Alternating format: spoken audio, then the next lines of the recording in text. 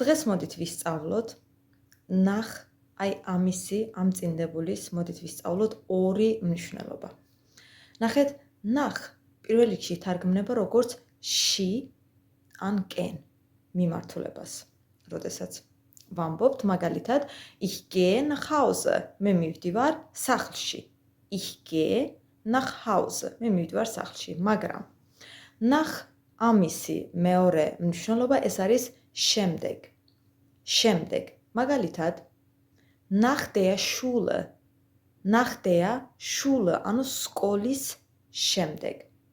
nach der Schule gehe ich nach Hause. სკოლის შემდეგ მე მივდივარ სახლში. პირველი nach der Schule, აი ეს ითარგმნება როგორც შემდეგ, nach der Schule, სკოლის შემდეგ და მეორე nach Hause, იმ შემთხვევაში nach ითარგმნება როგორც ში, nach Hause, ანუ სახლში.